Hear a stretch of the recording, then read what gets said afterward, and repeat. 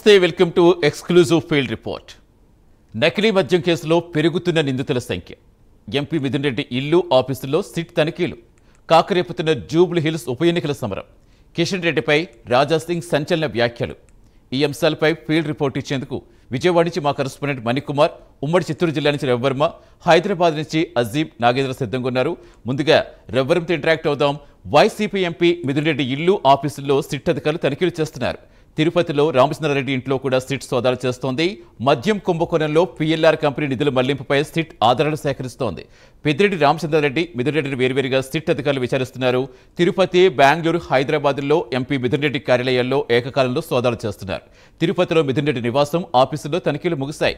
3 గంటల పాటు తిరుపతిలో సోదాలు చేశారు. హైదరాబాద్, బెంగళూరులో కూడా తనిఖీలు కొనసాగుతున్నాయి. పూర్తి వెల్లడించేందుకు ఫీల్డ్లో మా కరెస్పాండెంట్ రవివర్మ సిద్ధంగా ఉన్నారు. రవివర్మ, మొత్తానికి సిట్ ఇంకా ఎవరెవరు విచారించబోతుంది అనుకోవచ్చు?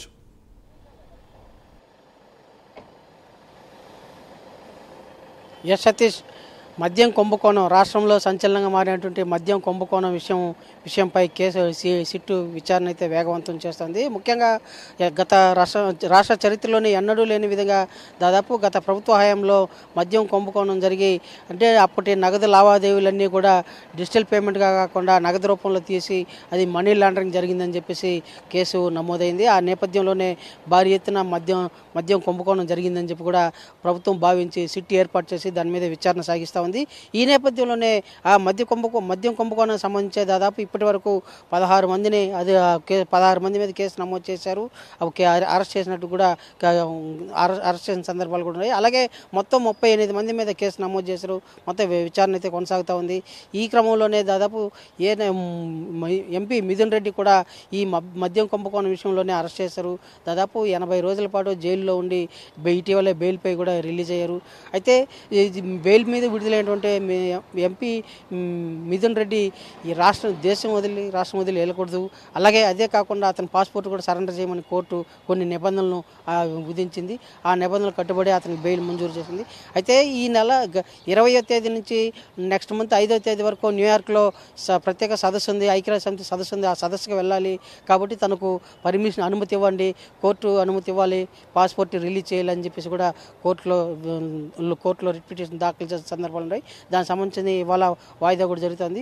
ఇది ఇలా ఉండగా సిట్ అధికారులు తమ విచారణ వేగవంతం చేయడమే కాకుండా, అంటే వీళ్ళు బెయిల్పై ఉన్నటువంటి నిందితులందరూ కూడా ప్రలోభాలకు గురి చేస్తారు, కేసును నీరుగార్చే అవకాశం ఉంది కాబట్టి వీరికి బెయిల్ ఇవ్వకూడదని చెప్పేసి సుప్రీంకోర్టును కూడా సిఐడి ఆశ్రయించింది. ఈ క్రమంలోనే అదే కాకుండా హైకోర్టును కూడా ఆశ్రయించింది. ఈ క్రమంలోనే ఈ బెయిల్కి సంబంధించినటువంటి బెయిల్ ఇచ్చేదాని వల్ల వీళ్ళు సంఘంలో అనేక పలుకుబడి ఉన్న వ్యక్తులు కాబట్టి పలుకుబడి ఉన్న వ్యక్తులు కాబట్టి కేసుకు సంబంధించిన ఆధారాలన్నీ కూడా నిర్వీర్యం చేసే అవకాశం ఉంది. ఇలాంటి వాళ్ళకి బెయిల్ ఇవ్వకూడదని చెప్పేసి కోర్టులో సిఐడి తన వాదనలు వినిపిస్తూనే, మరోవైపు ఉన్న ఇది మద్యం కుంభకోణంలో ఉన్నటువంటి ప్రైవేట్ కంపెనీల భాగస్వామ్యంలో ఏ కంపెనీ ఎక్కడెక్కడ డొల్ల కంపెనీలు ఉన్నాయి వాటికి సంబంధించిన ఆధారాలన్నీ కూడా సేకరించారు. తిరుపతిలోనే దాదాపు 3 డొల్ల కంపెనీలు గుర్తించారు.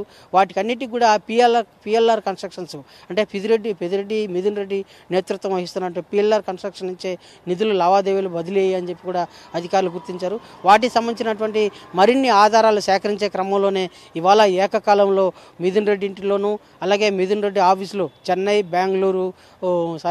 హైదరాబాదు, బెంగళూరులో, అలాగే తిరుపతిలో, మళ్ళీ పెద్దిరెడ్డి ఇంట్లో కూడా మొత్తం 3 ప్రదేశాల్లో ఏకకాలంలో సిఐడి అధికారులు సోదాలు నిర్వహించారు. తిరుపతిలో అయితే కొన్ని ఆధారాలు కూడా సేకరించారు, కొన్ని రికార్డులు కూడా స్వాధీనం చేసుకున్నారని చెప్పి కూడా అధికారుల ద్వారా విశ్వసనీయంగా తెలిసింది. అదేవిధంగా చెన్నైలోను, హైదరాబాద్లోను, బెంగళూరులోను జరిగినటువంటి తన ఆఫీసు తనిఖీల్లో కూడా కొన్ని హార్డ్ డిస్క్లు కూడా స్వాధీనం చేసుకున్నారని చెప్పి కూడా తెలిసింది.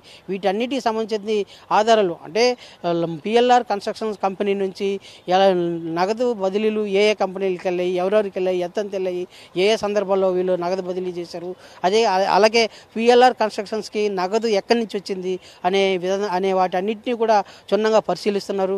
వాటికి సంబంధించిన ఆధారాలన్నీ కూడా సేకరిస్తున్నారు. అదే ఈ కేసు పూర్వాపరాలు మరింత లోతుగా విచారిస్తున్న క్రమంలోనే వీటి యొక్క ఆధారాలను పూర్తి స్థాయిలో సేకరించి కోర్టు ముందు సబ్మిట్ చేసేందుకు కూడా సిట్టు అన్ని విధాల ప్రయత్నాలు అయితే చేస్తూ ఉంది.